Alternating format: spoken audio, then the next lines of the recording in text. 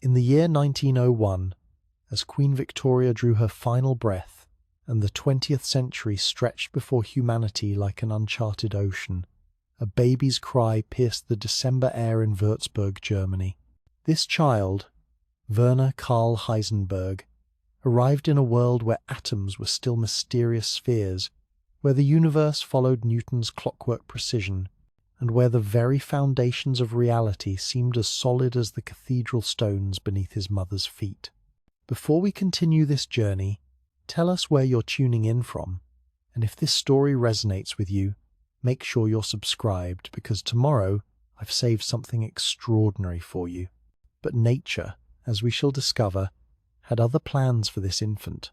For Werner would grow to hear music in mathematics, to see symphonies in atomic motion, and to peer deeper into the heart of matter than any human before him. His story is not merely one of scientific discovery, it is a testament to how curiosity, when coupled with brilliance, can reshape our understanding of existence itself. Consider the world young Werner inherited. Physics seemed complete, elegant. Planets traced perfect ellipses around the sun. Light waves rippled through space with mathematical precision. If you knew the position and velocity of every particle in the universe, the great mathematician Pierre-Simon Laplace had declared, you could predict the future with absolute certainty. The cosmos was a grand machine, and scientists were simply learning to read its blueprints. Yet even as baby Werner took his first breaths, cracks were appearing in this perfect edifice. In laboratories across Europe, strange phenomena defied explanation. When heated metals glowed, they emitted light in peculiar patterns that classical physics couldn't predict. Electrons, those tiny inhabitants of atoms, behaved in ways that seemed to mock the orderly world Newton had described. Werner's childhood unfolded against this backdrop of hidden revolution. Picture him as a boy of 8, already showing the intense concentration that would mark his entire life. While other children played with wooden toys, Werner discovered the piano. His small fingers found the keys with startling precision, coaxing melodies that seemed to emerge from somewhere beyond his conscious mind. This was no ordinary musical talent. In Werner's hands, the piano became a laboratory for understanding harmony, resonance, and the mathematical relationships that govern sound. When he struck a low C, he noticed how it made the strings of higher C notes vibrate in sympathy, invisible connections singing across the instrument's frame. Years later, he would recognize this same principle operating in the quantum realm, where particles respond to each other across vast distances in ways that still astonish physicists today. The Great War arrived when Werner was 13, turning his ordered world into chaos. Food became scarce in Germany. Coal ran short during brutal winters. But in the Heisenberg household, something remarkable happened. While the nation's resources dwindled, Werner's father, a professor of medieval and modern Greek studies, lit candles and opened ancient texts.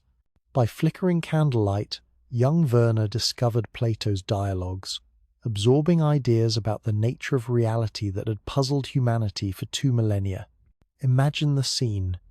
A teenage boy huddled over Plato's Republic while artillery thundered in the distance, reading about shadows dancing on cave walls, and questioning whether what we perceive as reality might be merely illusion. These weren't abstract philosophical exercises for Werner.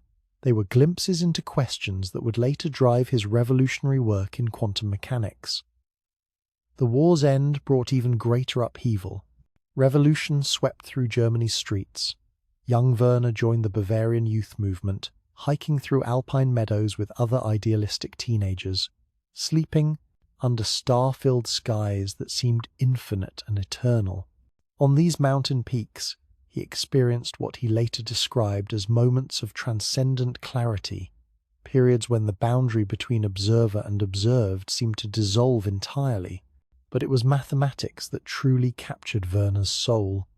At university in Munich, he encountered Professor Arnold Sommerfeld, a physicist whose lectures crackled with the electricity of discovery. Sommerfeld was wrestling with the puzzle of atomic structure, how electrons orbited atomic nuclei without spiraling inward and destroying matter itself. The question haunted the brightest minds of the age. Werner absorbed these mysteries like a plant drawing sunlight. He devoured papers by Niels Bohr, who had proposed that electrons could only occupy certain allowed orbits, jumping between them in discrete leaps that defied classical understanding. But even Bohr's revolutionary model left crucial questions unanswered. Why those particular orbits? What governed the mysterious quantum jumps? By 23, Werner had earned his doctorate and caught the attention of Max Born at the University of Göttingen. Born recognized something extraordinary in this young man, a mind capable of grasping mathematical abstractions that eluded more conventional thinkers. But Werner's health was failing. Severe hay fever left him gasping for breath during the pollen-heavy months, his eyes swollen nearly shut, his concentration shattered by constant discomfort. In desperation, Born suggested a retreat that would change the course of science forever.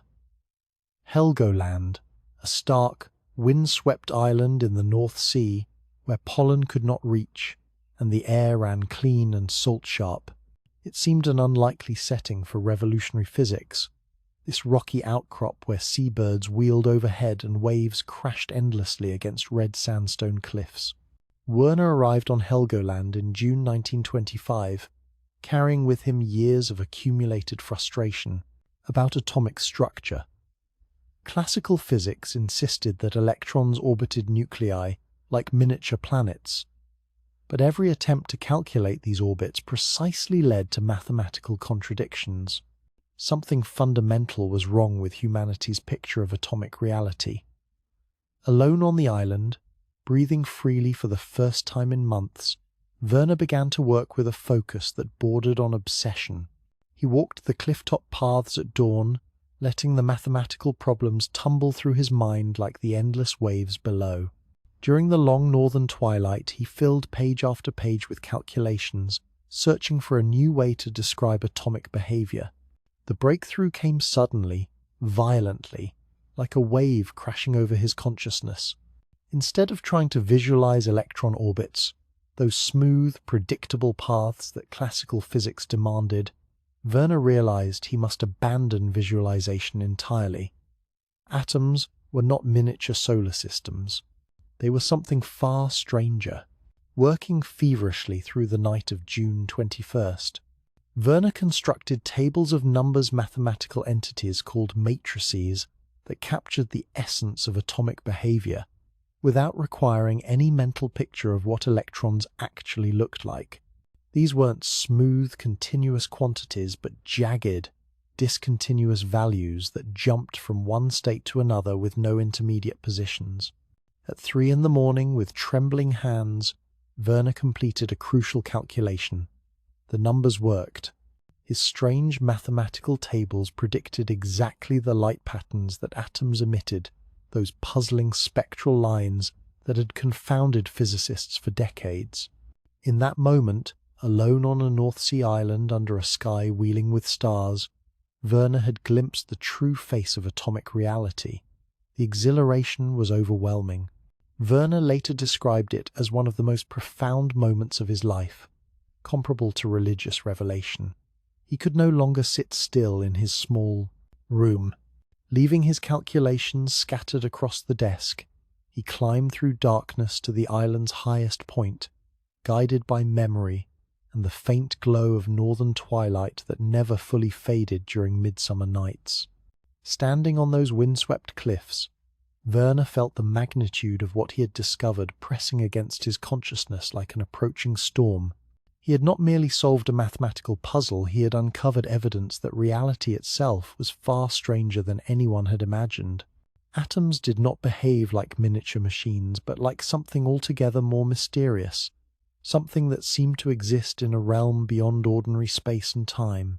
The quantum world he had glimpsed operated according to principles that violated common sense. Particles could exist in multiple states simultaneously, until the moment of observation collapsed them into definite reality.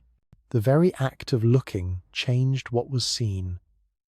Certainty became impossible, not because of inadequate instruments, but because uncertainty was woven into the fabric of existence itself. As dawn broke over the North Sea, painting the waves in shades of gold and amber, Werner understood that his musical intuition had guided him to this moment. Just as harmonies emerged from the relationship between musical notes, rather than from the notes themselves, quantum reality existed in the relationships between measurements, rather than in any underlying mechanical structure. The boy who had heard symphonies in mathematics had grown into the man who would teach humanity to hear the music of atoms themselves. But this was only the beginning. The implications of Werner's discovery would ripple outward like waves from a stone dropped in still water, touching every aspect of human understanding and ultimately reshaping our relationship with reality itself. Tomorrow, we shall follow Werner to Copenhagen, where minds like his will gather in smoke-filled rooms to argue through the night about the nature of existence. There, in the company of Niels Bohr and other titans of 20th century physics, our young German physicist will help forge a new vision of reality, one that embraces uncertainty as fundamental truth and reveals the observer as an active participant in the cosmic dance. But tonight, let us pause on those Helgoland cliffs with 23-year-old Werner Heisenberg, feeling the salt wind in our faces and contemplating the extraordinary fact that this isolated moment of mathematical insight will eventually give birth to technologies that transform civilization, from the smartphone in your pocket to the medical scanners that save lives, from the computers that connect our world to the quantum devices that may one day unlock secrets we cannot yet imagine. In the music of atoms, Werner had heard the opening notes of a symphony that continues to this day, each new discovery adding harmonies to a composition that grows richer and more beautiful with every generation of curious minds willing to listen to what the universe is trying to tell us. From the wind-swept isolation of Helgoland, our story now carries us to Copenhagen, Denmark, where the cobblestone streets echo with footsteps of the greatest minds in physics. Here, in a city of spires and canals, stands an institute that will become the crucible of 20th century science, Niels Bohr's sanctuary for revolutionary thought. Picture Copenhagen in 1926. The Institute for Theoretical Physics occupies a modest building overlooking Failed Park, where autumn leaves drift like quantum particles between the trees. Inside these walls, something extraordinary is happening. Young physicists from across Europe gather around blackboards, their voices rising in passionate debate that continues long past midnight. The air itself seems charged with intellectual electricity, as if ideas are colliding and fusing like atoms in a cosmic accelerator. At the center of this scientific maelstrom stands Niels Bohr himself, a tall, soft-spoken Dane whose gentle manner conceals one of the most penetrating minds in human history. Bohr has already revolutionized our understanding of atomic structure, but he knows his work is incomplete. The quantum realm demands new ways of thinking, new languages for describing reality that exists beyond the reach of ordinary experience. Into this ferment of ideas comes Werner Heisenberg, still glowing with the excitement of his Helgoland breakthrough. The young German physicist carries with him those strange mathematical tables, matrices, that somehow capture the essence of atomic behavior without requiring any visualization of what atoms actually look like. But Werner soon discovers that revolutionary mathematics is only the beginning. The true challenge lies in understanding what these equations mean for the nature of reality itself. The legendary collaboration between Bohr and Heisenberg begins almost immediately. Picture them walking together through Copenhagen's narrow streets, their breath visible in the crisp autumn air as they debate the fundamental nature of observation and measurement. Bohr speaks slowly, carefully, weighing each word like a philosopher examining precious stones. Werner responds with the quick intensity of youth, his mind racing ahead to explore implications that older, more cautious thinkers might hesitate to pursue. Their conversations stretch through the night, transforming Bohr's study into a battlefield of ideas. The room fills with pipe smoke as Bohr paces slowly, thinking aloud about the paradoxes that quantum mechanics reveals. How can an electron be both particle and wave? How can observation change the very thing being observed? These aren't merely technical questions, they strike at the heart of what it means to know anything about the world around us. Werner brings to these discussions his musician's intuition for harmony and pattern he sees in quantum mechanics, a new kind of symphony, where traditional melodies give way to strange, beautiful compositions that follow rules never heard before. But this music demands a new kind of listening, a willingness to abandon preconceptions about how nature should behave. The breakthrough comes in February 1927, during one of those all-night sessions that have become legendary among physicists. Werner has been wrestling with a particular problem. When you try to measure an electron's position very precisely, you inevitably disturb its momentum. The more accurately you determine where it is, the less you can know about where it's going. At first, this seems like a limitation of measurement techniques. Surely better instruments could solve the problem. But as Werner works through the mathematics, a stunning realization emerges. This isn't a failure of human technology, it's a fundamental feature of nature itself. The universe, at its most basic level, is built from uncertainty rather than certainty. Position and momentum exist in a kind of cosmic dance where knowing one precisely makes the other fundamentally unknowable.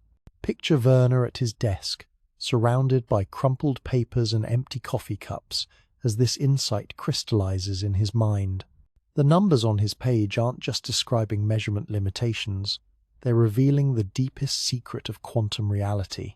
He reaches for his pen and writes to Wolfgang Pauli, his brilliant friend and harshest critic.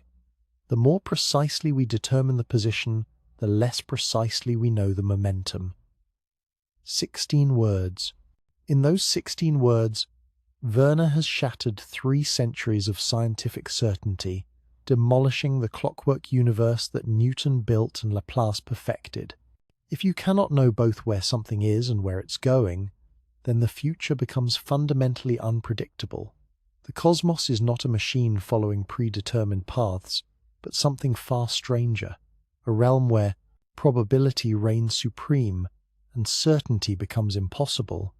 The implications ripple outward like waves from an explosion. If uncertainty is fundamental to nature, what does this mean for cause and effect? For the relationship between observer and observed? For the very possibility of objective reality independent of human consciousness? Bohr embraces these paradoxes with characteristic wisdom. He begins developing what will become known as the Copenhagen interpretation, a framework for understanding quantum mechanics that accepts complementarity as a fundamental feature of nature. Wave and particle, position and momentum, energy and time, these aren't contradictory descriptions, but complementary aspects of a reality too rich and complex for any single human concept to capture completely. The Institute becomes a magnet for the world's most brilliant young physicists. Wolfgang Pauli arrives from Vienna, bringing his legendary perfectionism and savage wit, known as the conscience of physics.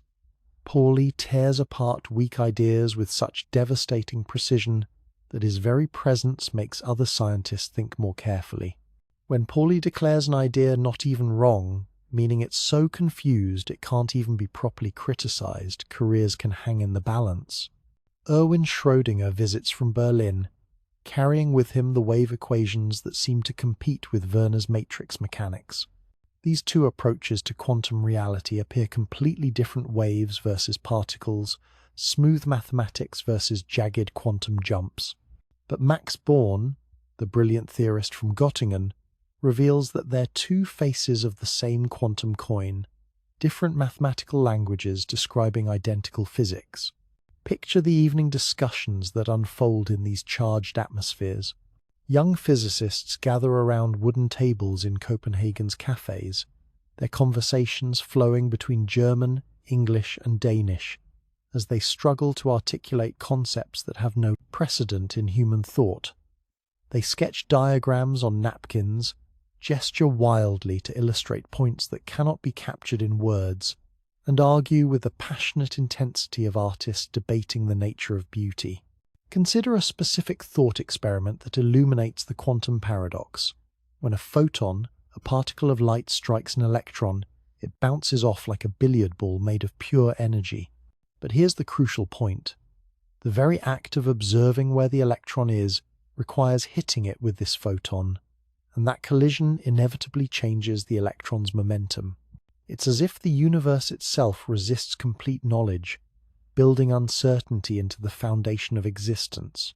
Albert Einstein, though not physically present in Copenhagen during this period, casts a long shadow over these discussions. His famous objection, "God does not play dice with the universe," reflects his deep discomfort with quantum uncertainty. Einstein believes that quantum mechanics, however, successful, must be incomplete. Surely, he argues, there are hidden variables, deeper deterministic laws that will eventually restore predictability to physics. But Einstein's objection misses Werner's deeper insight.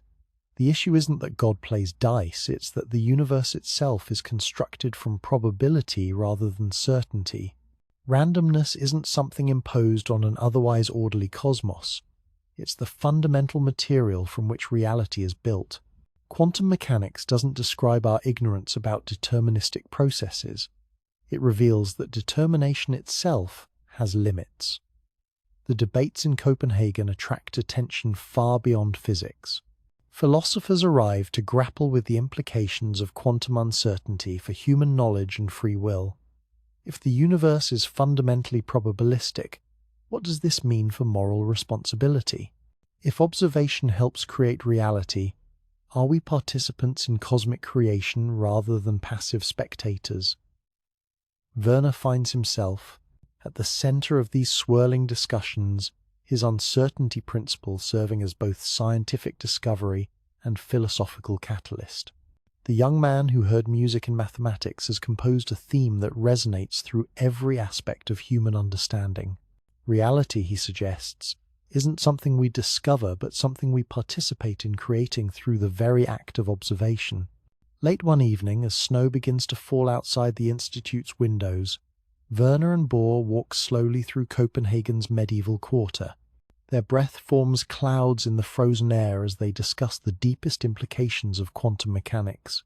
The city around them seems suspended in time, ancient stones and modern ideas, tradition and revolution coexisting in the same moment. Perhaps, Bohr suggests quietly, we must learn to think of truth itself as complementary. No single perspective can capture the whole of reality. We need multiple, seemingly contradictory viewpoints to approach complete understanding. Werner nods, his mind already racing ahead to explore this insight. He's beginning to understand that quantum mechanics isn't just a new theory about atoms. It's a new way of thinking about knowledge, observation, and the relationship between mind and cosmos. The uncertainty principle he discovered on Helgoland has become a window into the deepest mysteries of existence. As they walk past the ancient cathedral where kings once prayed for divine wisdom, Werner realizes that his mathematical discoveries have led him to questions that transcend science. What is the nature of reality? How do consciousness and cosmos interact? Can human knowledge ever be complete? Or are we forever limited by the uncertainty that seems built into existence itself? The answers to these questions will shape not only physics but philosophy, technology, and human self-understanding for generations to come. But tonight, in the snow-filled streets of Copenhagen, they remain open. Mysteries, quantum puzzles that resist easy solutions and promise endless fascination for minds, brave enough to embrace uncertainty as the foundation of truth. Tomorrow, our story takes a darker turn as the political storms gathering across Europe threaten to destroy the international community of scientists that makes such discoveries possible. Werner's quantum insights will be tested not only in laboratories, but in the moral crucible of war, where brilliant minds must navigate between truth and survival, between loyalty and conscience. The year 1933 arrives like a winter storm, brutal and sudden, transforming Werner Heisenberg's world from intellectual paradise into a moral minefield where every word could mean the difference between life and death. In January, Adolf Hitler assumes power in Germany, and within months, the international community of scientists that nurtured quantum mechanics begins to shatter like glass under pressure. Picture the scene at the University of Göttingen, once the mathematical capital of the world. Max Born, Werner's mentor and friend, receives a letter that changes everything. As a Jew, he can no longer teach at German universities. One of the greatest mathematical minds of the century must flee his homeland or face persecution, possibly death. Born packs his most precious possessions, not gold or jewels, but notebooks filled with quantum equations and boards, a train for England, leaving behind the laboratory where he helped birth the modern atomic age. Werner faces an impossible choice that will haunt him for the rest of his life. He could follow Born and Einstein into exile, joining the stream of brilliant minds fleeing Nazi Germany. Many colleagues urge him to leave, to preserve his conscience and his freedom in lands where science still serves truth rather than ideology. But Werner makes a different decision, one that will forever complicate his legacy and demonstrate how even the most brilliant minds can become entangled in history's darkest chapters. He chooses to stay, not from sympathy with Nazi ideology, which he privately despises, but from a complex mixture of patriotism, scientific responsibility, and perhaps naive hope that reason might eventually prevail over madness. Werner believes he can protect what remains of German physics, shelter younger scientists, and preserve the international character of science, even under totalitarian rule. It proves a decision fraught with moral ambiguity and practical danger. The Nazis denounce Einstein's relativity as Jewish physics, claiming that mathematical abstractions corrupt the pure intuitive thinking of the German race. Quantum mechanics, with its probabilistic foundations and philosophical subtleties, becomes suspect. How can German science embrace uncertainty when the Reich demands absolute certainty in all things? Werner learns to navigate these treacherous waters with the skill of a diplomat and the cunning of a spy. In public lectures, he pays ritual homage to Nazi ideology while secretly teaching real physics. He speaks of German science and Aryan mathematics, while his blackboards fill with the same equations that Born and Einstein developed. It's a delicate dance with devils, requiring perfect balance between survival and integrity. But even Werner's reputation and Nobel Prize cannot fully shield him from the regime's paranoia. In July 1937, the SS newspaper Das Schwarze Korps publishes a vicious attack, denouncing him as a white Jew who poisons German youth with abstract mathematics. The article suggests that Werner's quantum mechanics undermines the racial foundations of National Socialist thought by promoting relativistic thinking over absolute truths. Picture Werner reading this denunciation, feeling his hands tremble as he realizes how close he's dancing to the abyss. Students loyal to the Nazi Party begin disrupting his lectures, questioning his loyalty to the Reich. Anonymous threats arrive at his home. Physics faculty meetings become exercises in coded speech, where senior professors probe each other's political reliability while carefully avoiding topics that might attract unwanted attention. Yet Werner adapts with remarkable skill. He learns to speak in scientific code, embedding real physics lessons within politically acceptable frameworks. When teaching the uncertainty principle, he frames it as a discovery by German genius rather than international collaboration. He emphasizes practical applications over philosophical implications, focusing on how quantum mechanics serves German industrial needs rather than exploring its deeper meanings about the nature of reality. The most dangerous moment comes when Werner receives a telephone call that will forever change his relationship with science. The voice belongs to an army officer who explains, with chilling precision, that the Reich Research Council requires Werner's expertise on a matter of highest national importance. The topic: nuclear fission, the process by which heavy atomic nuclei split apart, releasing enormous energies. It's September 1939. Otto Hahn and Fritz Strassmann have recently discovered that uranium atoms can be split by neutron bombardment, releasing energy on an unprecedented scale. The military implications are obvious to anyone who understands the physics. If fission can be made to sustain itself in a chain reaction, the result would be a weapon of unimaginable power enough to level entire cities with a single bomb. Werner finds himself appointed leader of the Uhrenverein, Hitler's uranium club, charged with investigating whether Germany can develop atomic weapons. It's a position that places him at the intersection of cutting-edge science and industrial-scale murder, where his quantum insights might serve the same regime that's herding millions toward extermination camps. As Werner delves into fission physics, he faces calculations that would challenge any scientist, even under ideal conditions. Nuclear chain reactions require precise understanding of neutron behavior, critical mass calculations, and isotope separation techniques.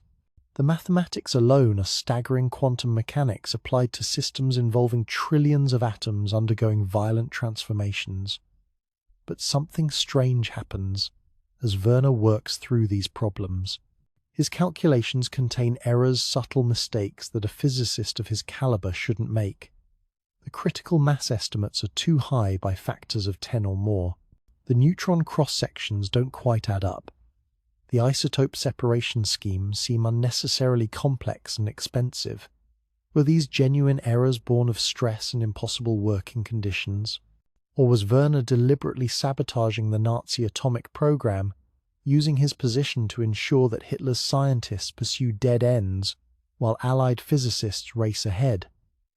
This question will haunt historians for decades, illustrating how the uncertainty principle applies even to human motivations and moral choices. Consider the psychological pressure Werner endures during this period. By day, he leads meetings where SS officers and Wehrmacht generals demand progress reports on atomic weapons. By night, he lies awake wondering whether his work might enable the destruction of London or Moscow. The same mathematical insights that brought him joy and wonder now threaten to unleash unprecedented horror upon the world. The most dramatic and controversial moment of Werner's war comes in September 1941, when he risks everything for a clandestine meeting in occupied Copenhagen. His destination? Niels Bohr's home, where his former mentor lives under Nazi surveillance, forbidden from communicating with Allied scientists, but not yet deported to concentration camps. Picture this extraordinary scene. Two of the 20th century's greatest physicists, former friends and collaborators, meeting secretly in a city under military occupation. Werner has travelled hundreds of miles through wartime Europe for this conversation, knowing that a single wrong word could destroy both their lives. What did they discuss during their evening walk through Copenhagen's darkened streets? Werner later claimed he wanted to discuss the moral implications of atomic weapons, to suggest that physicists on both sides might agree to slow their research and prevent nuclear warfare. Bohr remembered the conversation very differently, believing that Werner was probing Allied nuclear knowledge or even boasting about German atomic progress. The meeting destroys their friendship forever.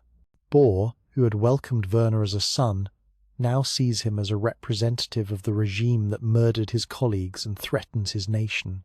Werner returns to Germany, knowing that he's lost one of the most important relationships of his life, a casualty of war as real as any battlefield death.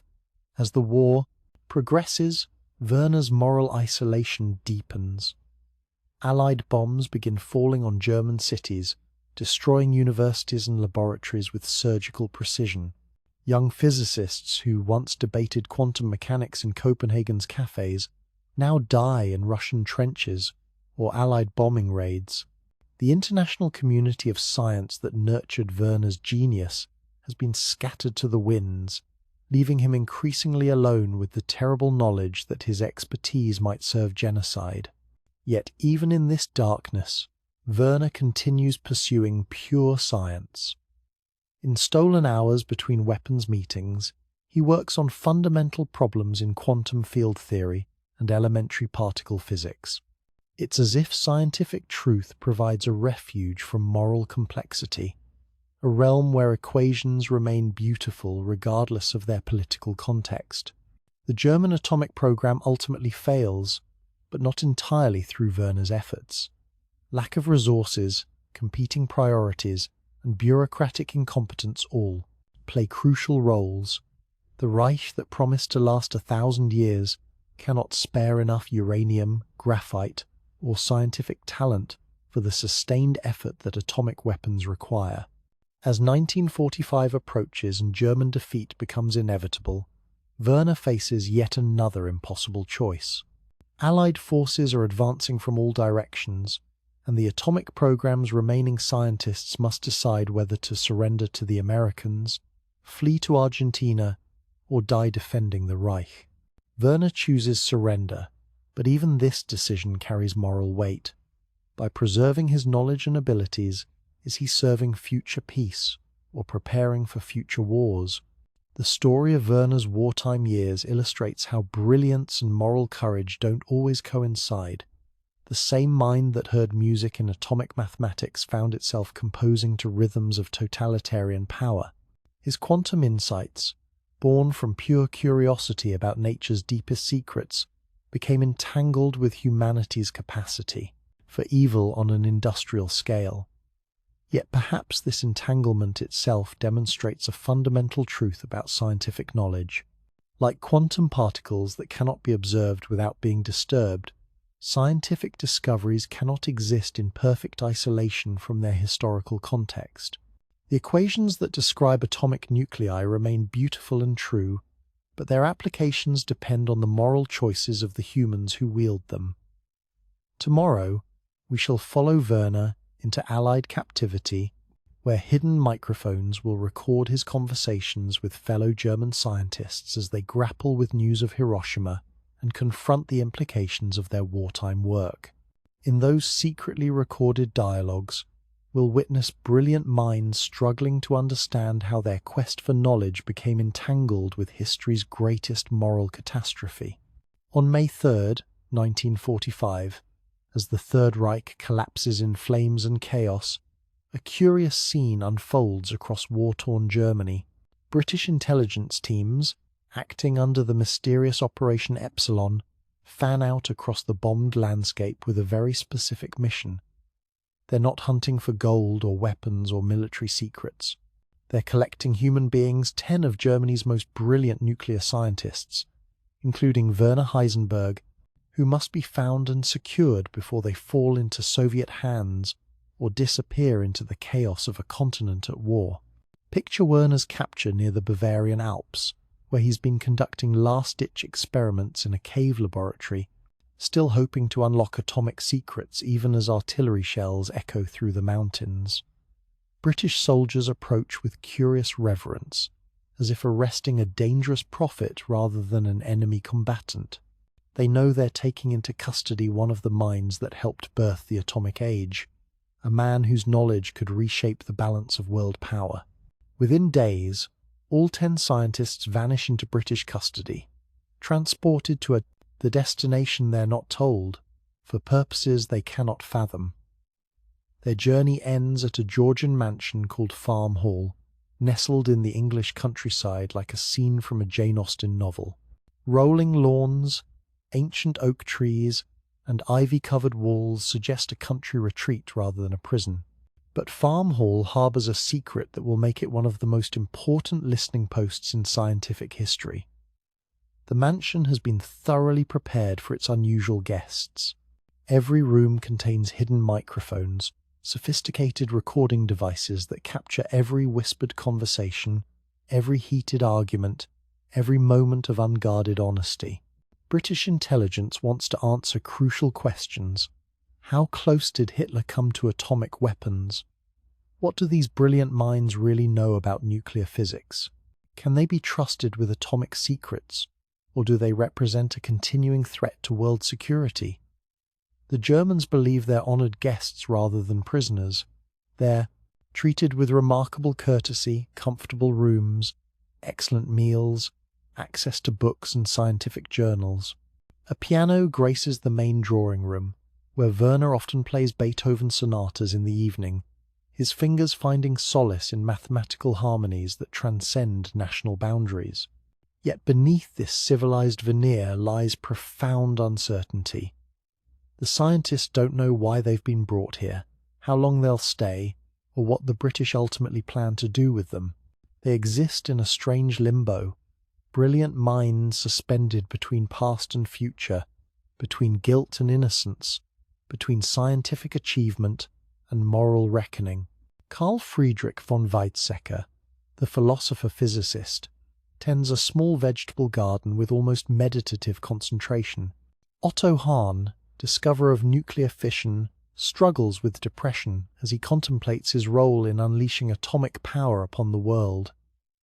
Kurt Diebner, the engineer who directed practical weapons research, maintains that German science could have succeeded given more time and resources. For weeks, the hidden microphones record conversations that range from mundane daily routines to profound philosophical debates. The scientists discuss quantum mechanics, relativity theory, and nuclear physics with the casual brilliance of minds accustomed to wrestling with nature's deepest secrets. They speculate about Allied atomic research, share memories of pre-war scientific conferences, and gradually begin to piece together the political situation that led to their imprisonment. Then comes August 6th, 1945. At 6 o'clock in the evening, Major T.H. Rittner, their British handler, gathers the 10 Germans in the drawing room for the BBC Evening News. What they hear shocks them into stunned silence. The announcer's crisp British accent delivers news that changes everything. Here is the 6 o'clock news. This morning, American aircraft dropped an entirely new type of bomb on the Japanese city of Hiroshima. The bomb is described as harnessing the basic power of the universe. Picture the scene as this news sinks in.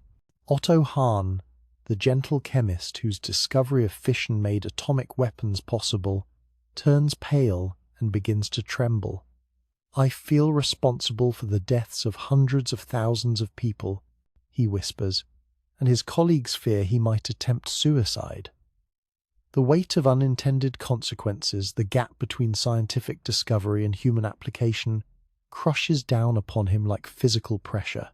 Werner's reaction is different but equally profound. While Hahn drowns in guilt, Werner's mind races through the technical implications. How did the Americans succeed where Germany failed? His first instinct is scientific rather than moral. He reaches for paper and pencil, beginning frantic calculations to understand the physics of the weapon that just destroyed a city. The hidden microphones capture every word as Werner works through the mathematics of atomic destruction in real time, chain reaction rates, critical mass calculations, neutron multiplication factors. He reconstructs Allied atomic secrets through pure theoretical reasoning, demonstrating the same mathematical genius that discovered the uncertainty principle 20 years earlier. If they really have got it, Werner calculates aloud, then they've done it much more efficiently than we thought possible.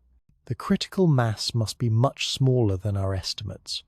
His colleagues gather around as he sketches diagrams and fills pages with equations, turning their drawing room into an impromptu physics laboratory, where the world's most devastating weapon is reverse-engineered by candlelight. But as the technical excitement fades, deeper questions emerge. How should scientists feel about discoveries that enable mass destruction? What moral responsibilities accompany scientific knowledge? These men who devoted their lives to understanding nature's laws now, confront the possibility that their quest for truth has unleashed unprecedented evil upon the world. The conversations that follow reveal the full complexity of scientific conscience under extreme circumstances. Some of the Germans claim they deliberately slowed their atomic research, unwilling to give Hitler such terrible power. Others admit they simply failed, lacking the resources and industrial capacity that American science commanded. A few maintain they would have built atomic weapons for Germany if they could, viewing it as their patriotic duty regardless of moral implications. Werner himself remains enigmatic, even in these secretly recorded moments. Did his wartime errors represent genuine mistakes or subtle sabotage? When pressed by his colleagues, he offers contradictory explanations, sometimes claiming deliberate obstacles were placed in the Nazi atomic program, other times suggesting that German scientists simply faced impossible technical challenges. The microphones capture remarkable moments of human drama as these brilliant minds grapple with their complicated legacy.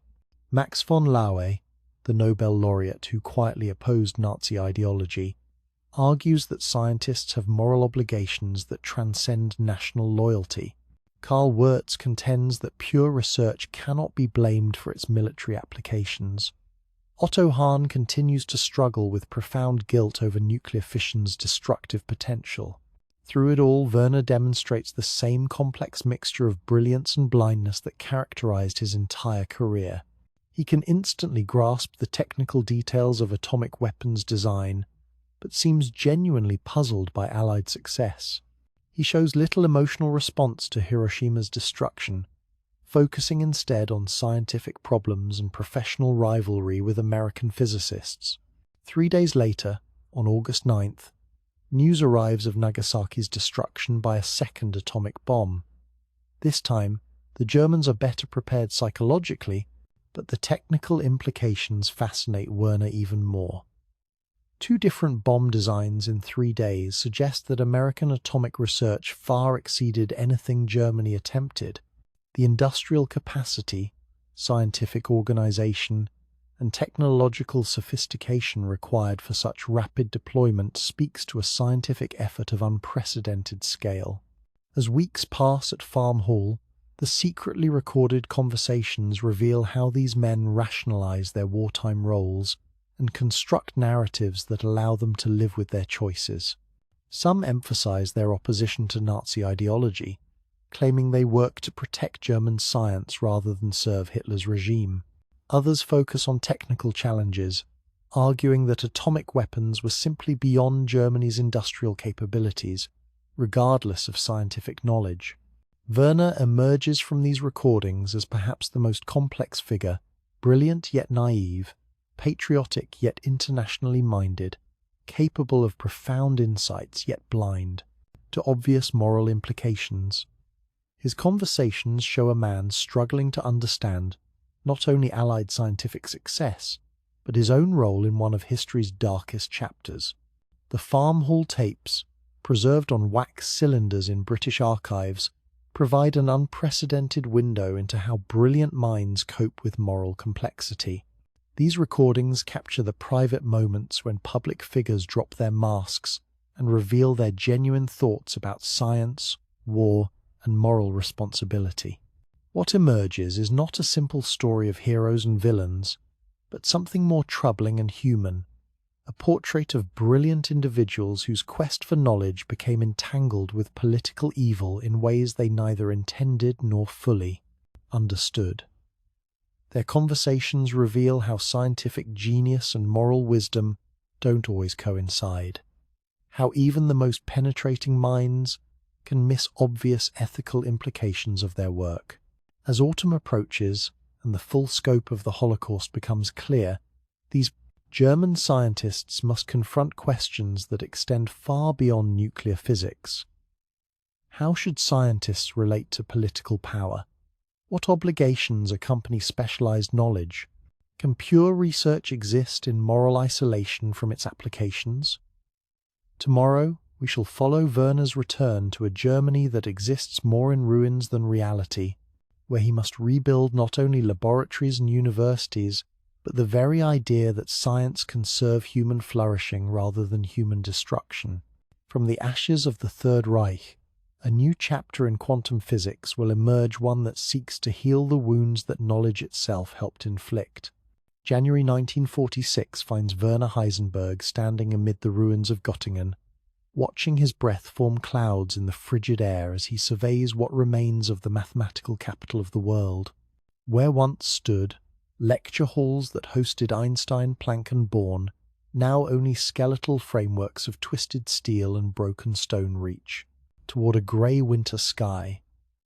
The university that nurtured quantum mechanics lies in rubble, another casualty of the war that consumed his generation's dreams. Yet as Werner picks his way through the debris, something remarkable stirs within him, not despair but determination. At 44, he possesses one of the finest scientific minds in human history, refined by years of struggle and tempered by moral complexity. Now, in a Germany that exists more in memory than reality, he faces perhaps his greatest challenge: rebuilding scientific civilization from the ground up. Picture the scale of destruction that confronts him. Allied bombing has reduced Germany's great universities to rubble. Laboratories that once probed the secrets of atomic structure now lie buried under tons of concrete and steel. Entire libraries, repositories of centuries of accumulated knowledge, have vanished in firestorms that consumed whole city centers. An intellectual infrastructure built over generations has been erased in less than 6 years of total war. But the human devastation runs even deeper than physical destruction. A generation of young Germans who might have become physicists, mathematicians, and engineers instead died in trenches from Stalingrad to Normandy. Those who survived often return from prison camps or refugee treks with minds shattered by experiences that make abstract equations seem irrelevant.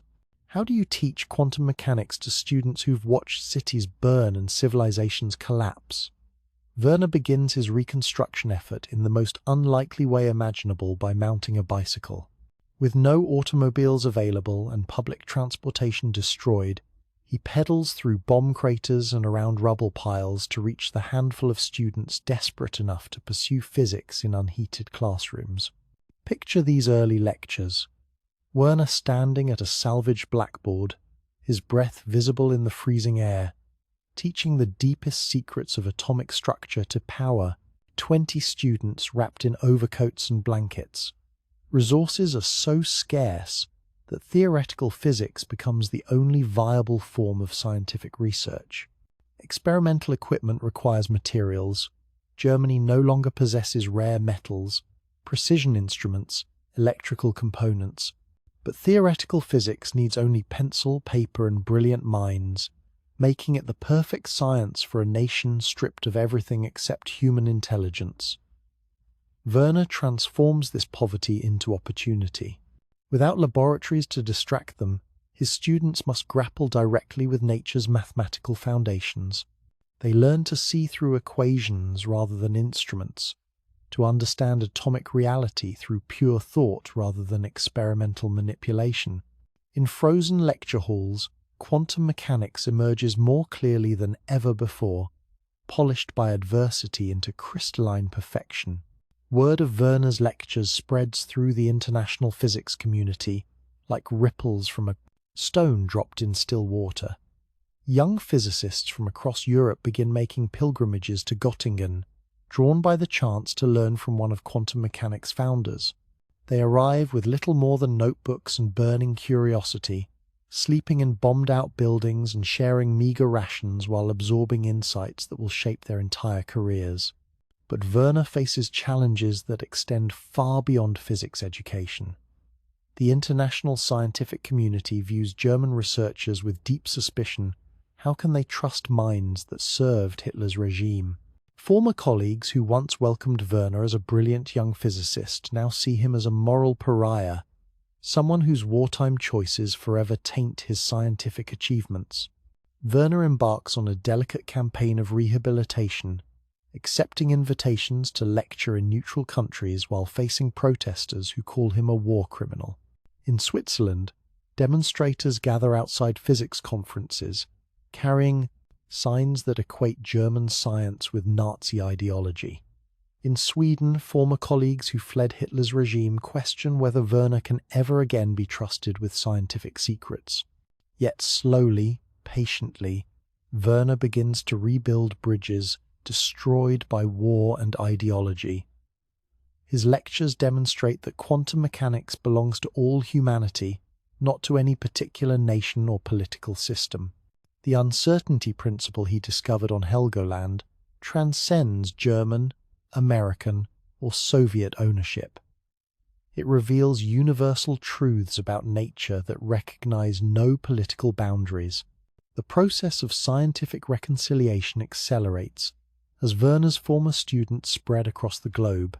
Felix Bloch, who learned quantum mechanics in Werner's pre-war seminars, now works at Stanford University, pioneering techniques for nuclear magnetic resonance that will revolutionize medical diagnosis. Carl Friedrich von Weizsäcker, Werner's wartime colleague, becomes a leading voice for nuclear disarmament and international scientific cooperation.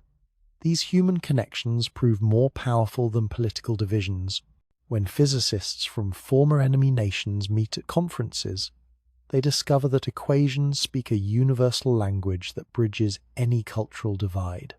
A quantum mechanical calculation means the same thing whether performed in Moscow, London, or Munich.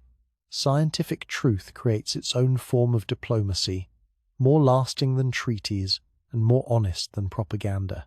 Werner's vision extends beyond simply rebuilding German physics.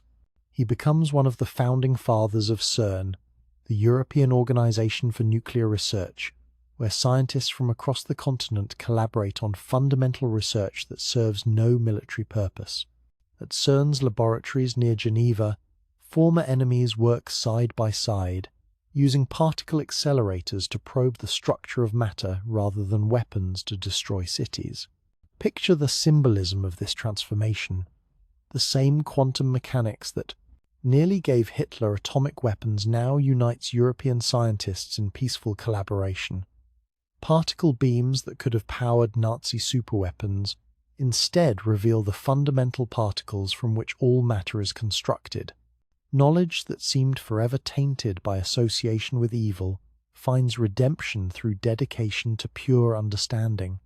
The Max Planck Institutes emerge as another fruit of Werner's reconstruction efforts. These research centers, scattered across Germany, recreate the international atmosphere that once flourished in Göttingen and Copenhagen. Young physicists from around the world arrive to work with German colleagues who've proven that scientific excellence can survive political catastrophe. As the 1950s progress, Werner witnesses quantum mechanics spreading into fields far beyond atomic physics. Molecular biology begins using quantum principles to understand photosynthesis and enzyme catalysis. Computer science emerges from quantum mechanical insights about information and measurement. Materials science applies quantum theory to design semiconductors that will revolutionize electronics. The broader implications of this scientific renaissance extend far beyond physics. In a Germany still struggling with guilt over the Holocaust, Werner's success demonstrates that knowledge itself is not evil, only its applications can serve destructive purposes. Science, properly directed, helps heal the wounds that science, misdirected, helped inflict. Consider the profound irony of Werner's post-war career. The man who led Hitler's uranium program becomes one of the most effective advocates for peaceful atomic energy. The physicist whose wartime errors may have prevented Nazi atomic weapons now helps create international institutions dedicated to preventing nuclear warfare. His quantum insights, once potentially serving genocide, now serve human flourishing on a global scale. Yet Werner never entirely escapes the moral complexity of his wartime choices. Historians continue debating whether his errors were deliberate sabotage or genuine mistakes. Former colleagues remain divided about his moral courage versus his political naivety.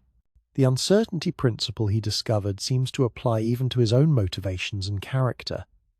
Perhaps this uncertainty itself teaches the deepest lesson. Human beings, like quantum particles, resist complete knowledge.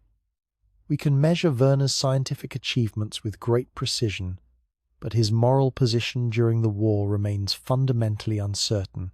We can trace the impact of his quantum insights with mathematical accuracy, but the intentions behind his wartime actions blur under close examination. As the 1960s approach, Werner has succeeded beyond anyone's expectations. German physics has not only recovered from wartime devastation, but achieved new heights of international respect and collaboration. The quantum revolution that began in Copenhagen's smoke-filled rooms now transforms technology, medicine, and human understanding on a planetary scale. Yet the most remarkable achievement may be simpler than global transformation. It's the quiet restoration of science as a fundamentally human endeavor that transcends political divisions and serves truth above power. In classrooms across Germany, young physicists learn quantum mechanics not as German science or Allied science, but as human science, belonging to anyone curious enough to probe nature's deepest secrets. Tomorrow we shall explore how Werner's quantum revolution explodes beyond physics laboratories to transform the very devices you use daily, revealing how uncertainty principles govern everything from computer chips to medical scanners, from GPS satellites to the smartphone connecting you to this story. In the summer of 1947, 3 scientists working in a Bell Laboratories basement make a discovery that will transform human civilization more profoundly than any invention since the printing press. John Bardeen, Walter Brattain, and William Shockley succeed in amplifying electrical signals using a device smaller than a pencil eraser, the transistor. Yet their breakthrough would be impossible without the quantum mechanical insights that Werner Heisenberg pioneered on a windswept North Sea island 22 years earlier. Picture that first transistor, a crude assemblage of germanium crystal, gold foil, and wire that barely resembles the elegant devices that now power our world. Yet inside this primitive contraption, electrons behave exactly as Werner's uncertainty principle predicts, dancing between energy states, tunneling through barriers that classical physics insists are impenetrable, existing in quantum superpositions until measurement collapses them into definite realities. Today, as you listen to this story, billions of transistors choreograph the dance of electrons flowing through your device. Every smartphone contains more, in computing power than existed in the entire world when Werner first calculated his uncertainty relations. Each processor chip packs millions of quantum devices into spaces smaller than a human fingernail, all operating according to principles that seemed impossibly abstract when Werner first scrawled them on paper in Helgoland. Consider the extraordinary journey from Werner's mathematical tables to the device in your hand. Those strange matrices he invented to describe atomic behavior now govern the silicon pathways through which information flows at nearly the speed of light. Quantum tunneling particles passing through energy barriers they shouldn't classically be able to cross enables the flash memory that stores your photos, videos, and conversations. But the quantum revolution extends far beyond electronics into realms that touch every aspect of human life. Enter a modern hospital's magnetic resonance imaging suite, where medical technicians wield quantum mechanics to peer inside living bodies with unprecedented clarity. The powerful magnets that surround MRI machines align hydrogen atoms in human tissue, exploiting the quantum property called spin that exists only in Werner's probabilistic universe. When radio waves pulse through a patient's body during an MRI scan, they disturb these aligned atomic spins in precisely controlled ways.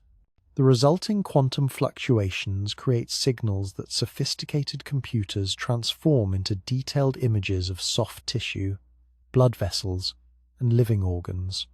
Brain tumors become visible without surgery. Torn ligaments reveal themselves without exploratory procedures.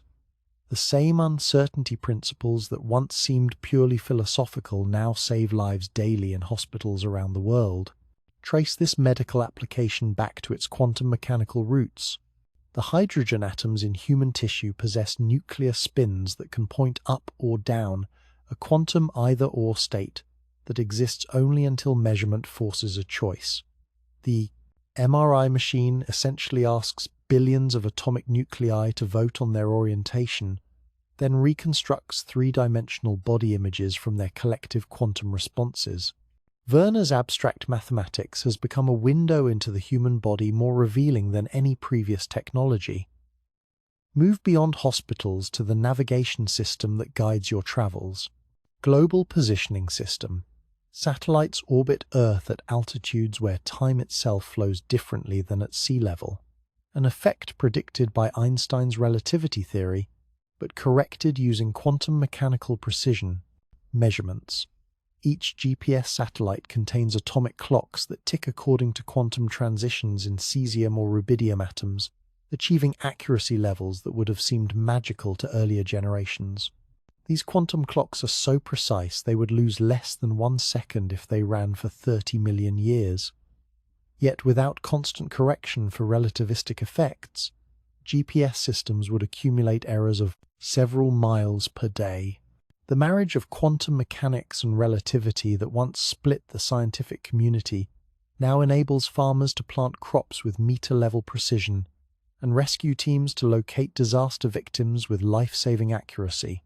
Journey deeper into the quantum realm that increasingly shapes daily life.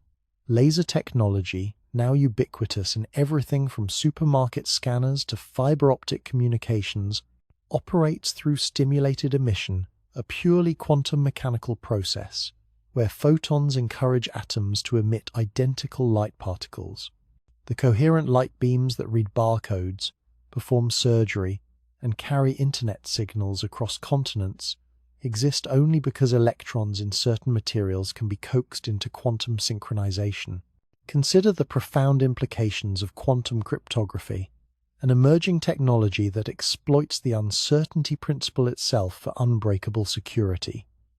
When quantum particles carry encrypted information, any attempt to intercept them necessarily disturbs their quantum states, immediately alerting both sender and receiver to the presence of eavesdroppers.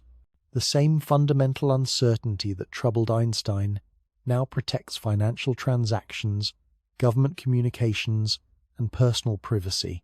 But perhaps the most revolutionary quantum technology remains just beyond our grasp. Quantum computers that harness uncertainty as a computational resource rather than an obstacle. Traditional computers process information in binary digits that must be either 0 or 1. Quantum computers work with quantum bits, qubits that can exist in superposition states representing both 0 and 1 simultaneously until measurement forces them to choose. Picture the implications of this quantum parallelism. While a classical computer must test possible solutions to complex problems one at a time, a quantum computer could explore all possibilities simultaneously, collapsing to the correct answer through quantum interference effects.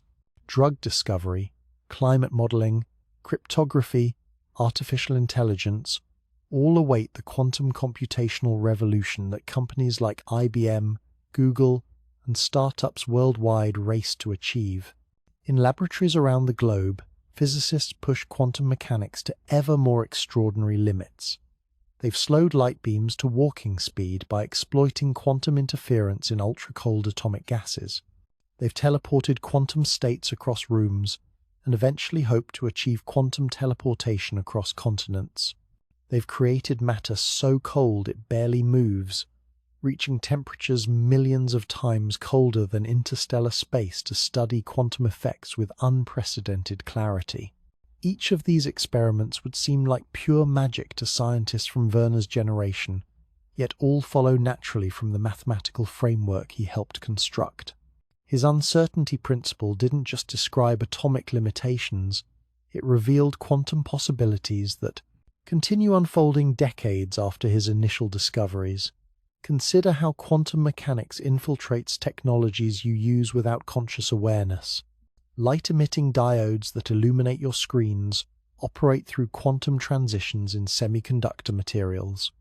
Solar panels convert sunlight to electricity through photoelectric effects that Einstein explained using quantum theory. Even the magnetic storage systems in traditional hard drives exploit quantum mechanical spin properties of electrons. The pharmaceutical industry increasingly relies on quantum chemistry to design new medications.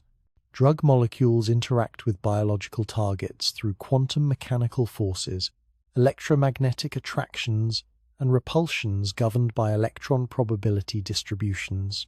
Computer simulations based on quantum principles help pharmaceutical companies predict which molecular structures will bind effectively to disease targets, accelerating drug discovery while reducing experimental costs. Agricultural science applies quantum insights to understand photosynthesis, to the process by which plants convert sunlight into chemical energy with nearly perfect efficiency.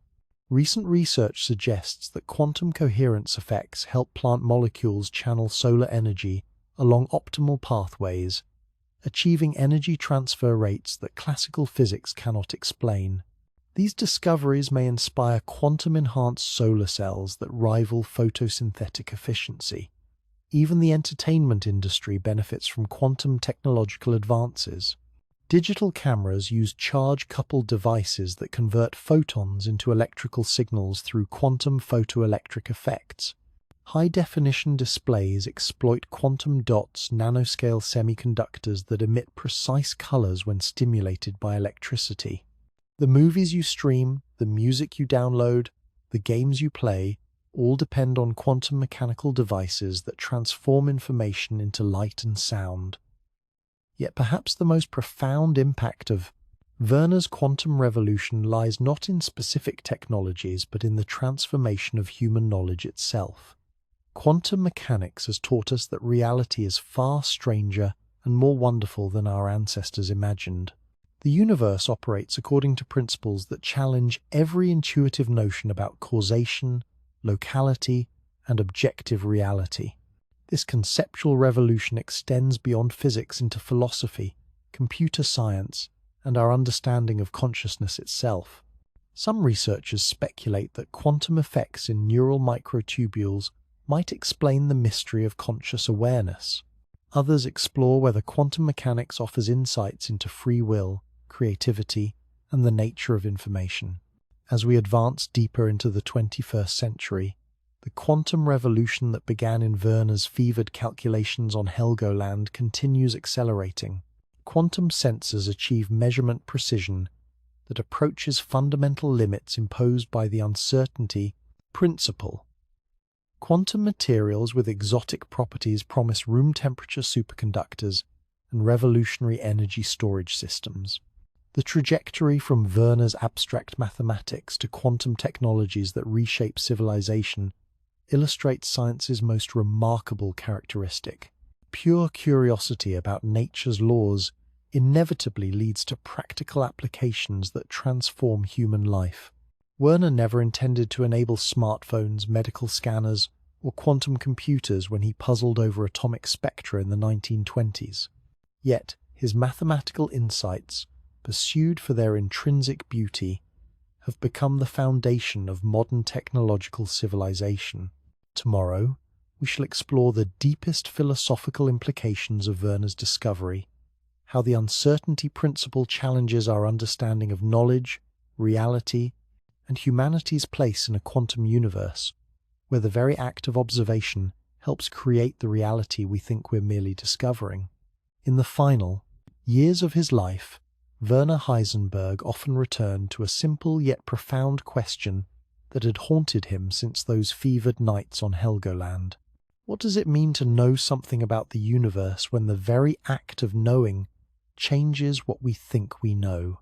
As he walked through the gardens of his home near Munich in the 1970s, watching light filter through leaves in patterns that seemed to dance with quantum uncertainty, Werner understood that his discovery had opened questions far deeper than any he had answered. Picture him in those contemplative moments, the young revolutionary who had shattered 3 centuries of scientific certainty, now transformed into an elder philosopher, silver-haired and thoughtful, still puzzling over the implications of his own insights. The uncertainty principle he discovered at 23 had become more than a cornerstone of physics. It had evolved into a lens through which humanity might examine its relationship with reality itself. Consider the extraordinary paradox that Werner's life embodies. We can locate his scientific achievements with mathematical precision, the uncertainty principle, matrix mechanics, the foundations of quantum field theory. Yet we can never completely know his motivations, especially during those morally complex wartime years.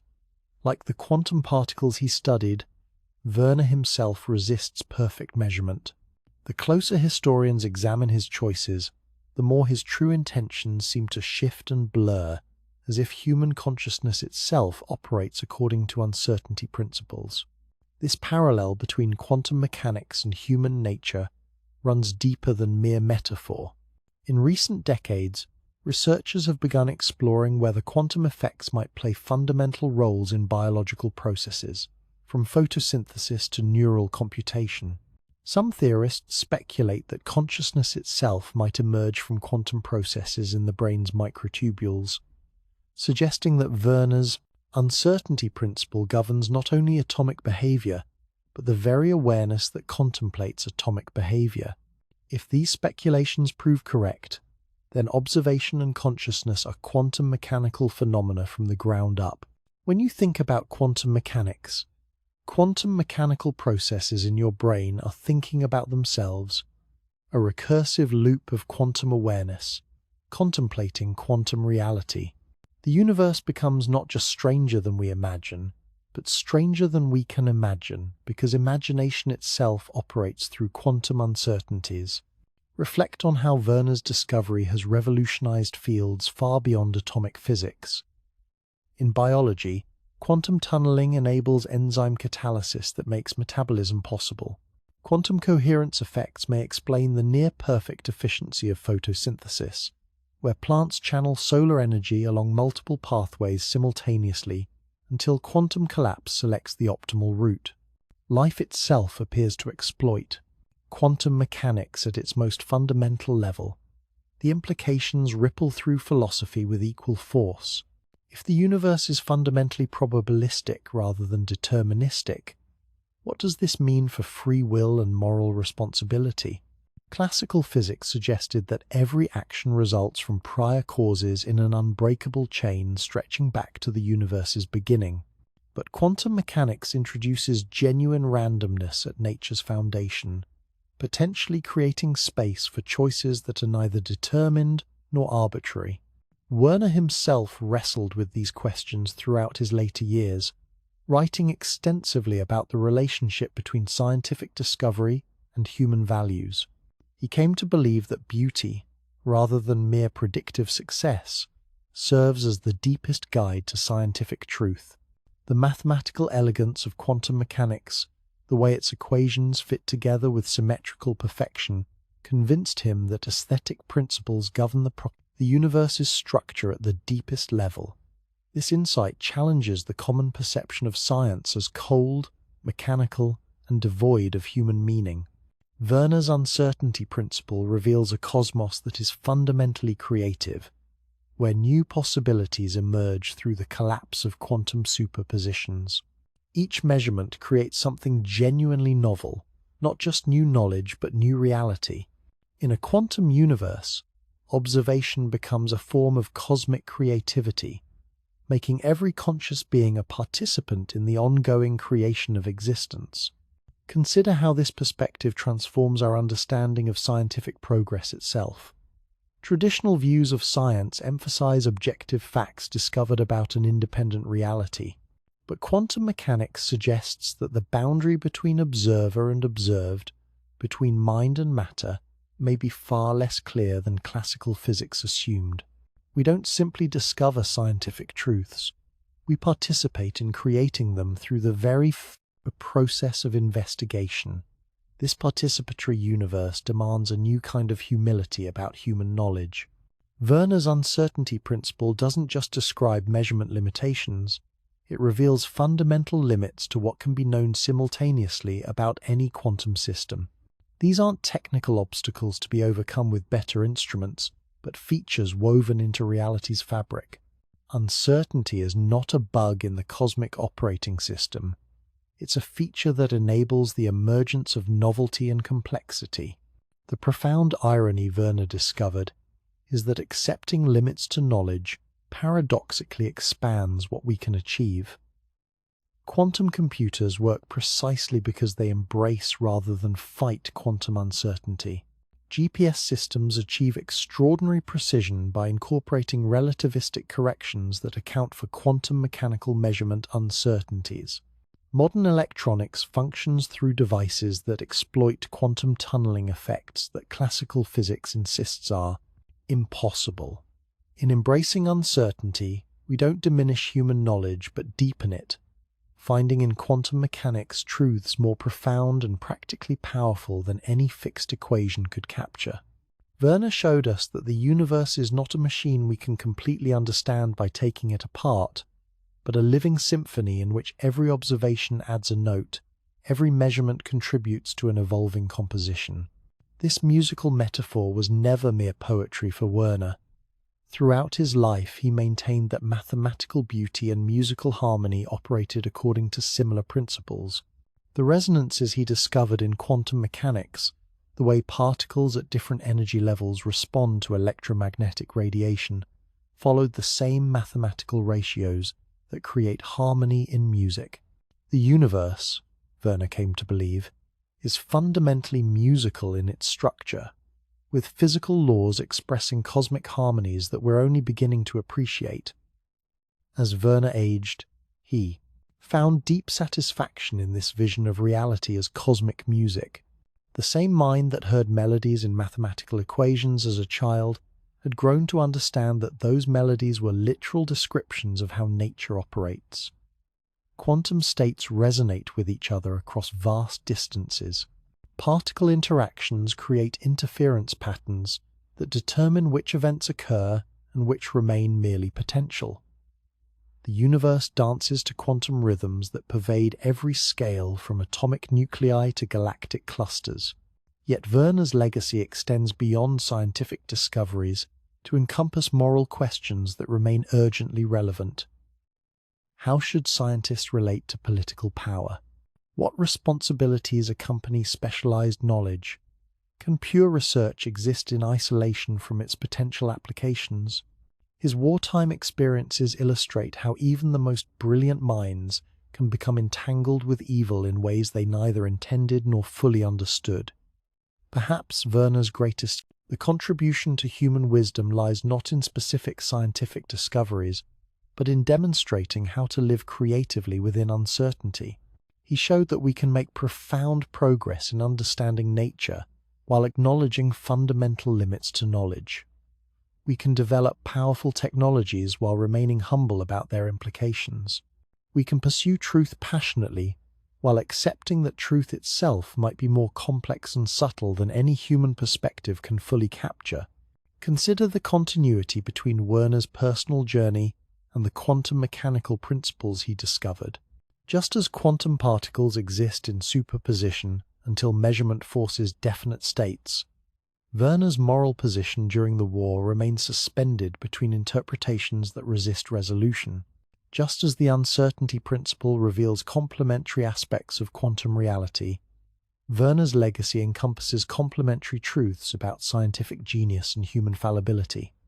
This complementarity doesn't represent failure to achieve complete understanding, but recognition that complete understanding might itself be impossible, and that this impossibility opens rather than closes possibilities for human flourishing.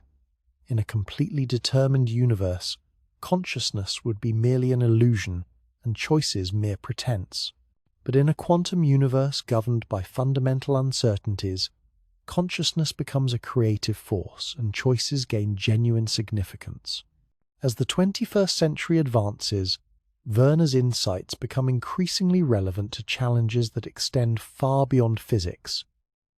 Climate science, ecological modeling, artificial intelligence, genetic engineering, all these fields must grapple with complex systems where small changes can have large consequences, and where prediction becomes fundamentally limited by sensitive dependence on initial conditions. The quantum mechanical worldview that Werner helped establish suggests approaches to these challenges based on resilience rather than control, adaptation rather than prediction, and humility rather than hubris.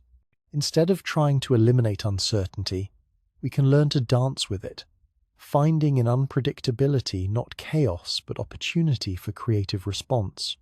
In the end, Werner Heisenberg's greatest discovery may be that the universe is not a problem to be solved but a mystery to be lived. The uncertainty principle reveals that reality itself is fundamentally open, creative, and responsive to consciousness. We are not merely observers of cosmic evolution, but participants in its ongoing unfoldment, contributing through our choices and observations to the creation of the very reality we inhabit. When you gaze up at the night sky, you see the same stars that guided ancient navigators and inspired early astronomers. But thanks to Werner's insights, you now know that those distant suns operate according to quantum mechanical processes, that their light carries quantum information across billions of miles, and that your consciousness, quantum mechanical in its own mysterious way, participates in the cosmic dance by the very act of observation. In this quantum universe, knowledge and mystery are not opposites, but dance partners, creating together a reality more beautiful and strange than either could achieve alone. Werner Heisenberg, the boy who heard music in mathematics, and the man who taught humanity to hear the quantum symphony, reminds us that in embracing uncertainty, we discover not limitation, but liberation, not the end of wonder, but its eternal beginning. The music continues, and we are all part of the cosmic composition, adding our notes to a symphony that will play on long after our individual melodies fade into the quantum silence from which all music emerges and to which all music returns. In uncertainty, we find the very foundation of existence itself, not as obstacle, but as gift, not as problem, but as eternal mystery worthy of our deepest wonder and most careful attention. The dance goes on, the music plays, and in listening we become the song.